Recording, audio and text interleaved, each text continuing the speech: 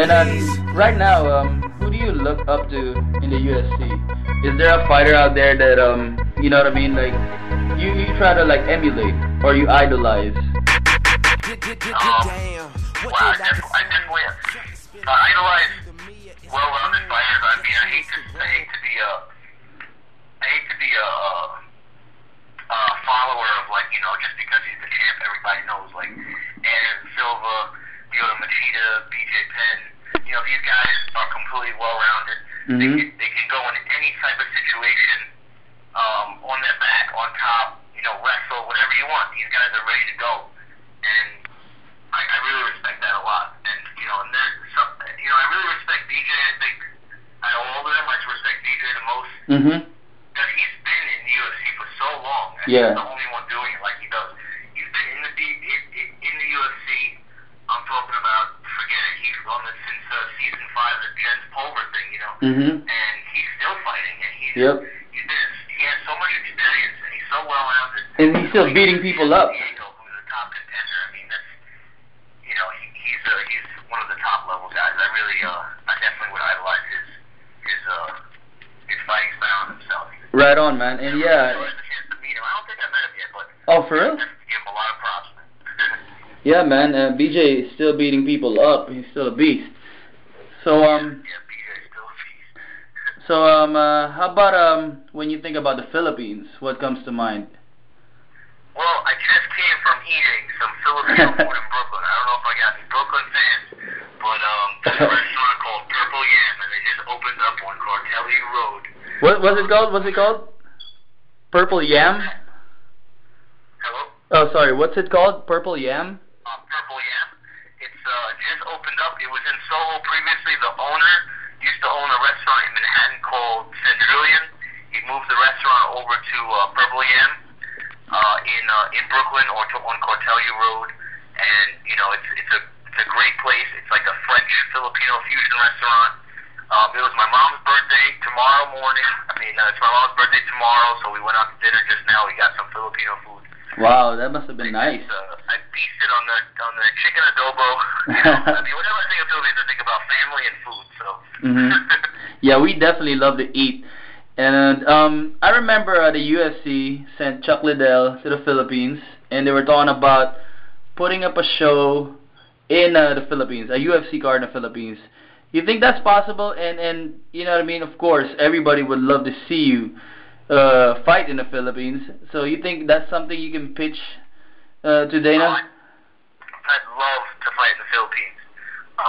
Wow, it'll be, you know, one of the most amazing experiences probably of my life. I don't know how I could my even body and mind and spirit comprehend. You know, my grandfather used to compete in the Philippines doing Filipino stick fighting, and I heard, you know, Arnice. I heard he did it with no gear on or anything. It was during World War II era. So I mean, that's where I get my blood. I think, you know, my warrior blood from, and my fighting.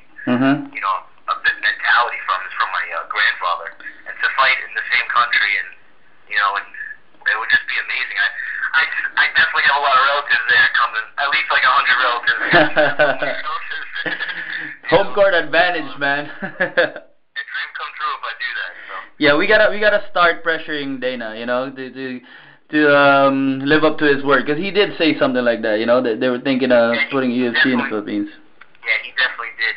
I think it would be a great card to have myself, Vera, you know, and even some local Filipino fighters. When I went out there, there's definitely some fighters out there who really deserve to be fighting at higher levels and just haven't been up, you know, had that light shine on them. I went to Saipan recently in November, and there was a couple of fighters who really caught my eye. Edward Foyalong, who's from the Philippines. I think he's from I forgot what part of the Philippines, but you know, he's a great kickboxer from I forgot where he's from. I think they call him the landslide. I think Baguio. Yeah, Baguio. Yeah, so I mean, this kid was a beast, and you know, I mean, fighters like that need to. They're working hard. They're up and comers. You know, some of them have, you know, 5, 6, even 10 fights, and if they can even get signed, you know, on a prelim card for he would come there, get some good local support. You know, that would be awesome. Yeah, absolutely. And since we're on the topic of the Philippines, have you been keeping up with all this news regarding Manny Pacquiao and Floyd Mayweather? I've been keeping up as best I can. Right now, I heard the latest thing is that it's not going to happen, and they're trying to set up Mosley, I think, with Mayweather, and they're trying to set Pacquiao up with someone else. Yeah, it's going to be Joshua Clottey. There's all these politics getting involved and everything. I just want to see a fight, you know, and now it just made fans and myself and everyone more eager to see Pacquiao fight, and I really wanted to see Mayweather, but I don't know if that's going to happen. Yeah, what do you think about Manny? When you think about Manny, what comes to your mind? Well, first with the issue, I wanted to tell you, you know, people ask what's their reaction, you know, with him saying, like, you know, he accused Manny of being on steroids and a whole bunch of other things, but, you know, Mayweather's not in position to make any decisions. He's not the champ, you know. Yeah. Pacquiao's the current champ. You know, he's the one who makes the decisions. He's you know, Mayweather is not the champ, so he can't be going out to you know, and demanding this. He wants this done and this done and this done. That's not it. If you're the champ, then you can say that. But he's not the champ right now. He's the former champ, but he's not the current champ. So you know, he has no right in already trying to change the situation and tell Manny Pacquiao that he has to get blood tested. Yeah, absolutely. And the thing that's frustrating about it is they don't even have any tangible evidence whatsoever. You know, if they have like some form of evidence against Pacquiao that would implicate him with steroids, then so be it. You know, I'd be the number one person who also would. You know what I mean? But it just sounds like Floyd is ducking him because Floyd has a history of not fighting the best. So you know. Yep. I mean, there's a reason his record is, you know, he's undefeated, but, you know, he hasn't fought Manny Pacquiao, so maybe he's afraid his record will be, have a big blemish after, you know. Yep, so what do you think about Pacquiao? I mean, is he an inspiration to you? Pacquiao is a total inspiration. I mean, I remember him fight, you know, just hearing about, hey, there's this boxer, you know, years ago, hey, there's this Filipino boxer who, you know, who's starting to blow up, and, you know, and I stayed behind him, and wow, and like, just, I'd say a year or two ago, no one ever even heard of Manny Pacquiao. I mean, a few certain people, but now even my mother is like, Manny Pacquiao, like the bus driver, the these guys are like, hey, you're Filipino, you know Manny Pacquiao, right? That's my Lord and Savior, come on, man. Man, we gotta watch his next fight in Dallas, dude. If you got time after you whoop Emerson, you gotta head down, man, and give me a call. Definitely will hook you up. Oh man, I'm so looking forward to it. I haven't yet to even meet him, and I'd love to see him fight. So, you know, that's gonna be definitely on the program. You know, after this Emerson thing in a couple weeks, I could kick back. You know, maybe you know, after that I'll check him out in his next fight. So. Right on, man, and yeah, you can probably also entertain the thought of training with him. You know, I mean, I don't know because I know Tito Ortiz trains with Freddie Roach. Yeah, that would be great. That would be great. I could work a lot with my hands. I have a lot of progress I could use.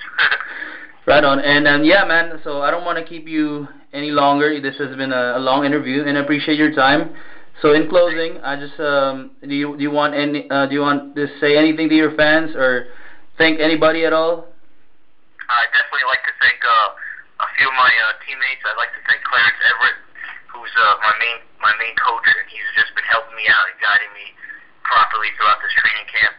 I'd like to thank everyone at Church Street Boxing, Jason Strout and Christian Romulus. I'd like to thank Dave Branch helping me out, and John Beneducci, PowerStaffWorkout.com, Tokyo 5, and my new sponsor. I'm coming out with some new shorts. The J Cow company I just signed a deal with them, so we'll come out with the new J Cow shorts with the Filipino logo on the left side of the shorts, I think. Awesome. So that's a really cool company. I'm really proud to rock that. Awesome. We'll look forward to that, definitely. Thanks. Yeah, man. Any messages to your fans? Definitely, you know, tune in to Spike TV and tune in to pay-per-view on February 6th because I'm going to make you guys real happy, and I'm going to be happy too that night. All right. Thank you, Felipe. It's always a pleasure talking to you. Thanks for sharing your time with me. And God bless you, man. Good luck. Thanks a lot, Dennis. All right. All right. Take care. Bye-bye.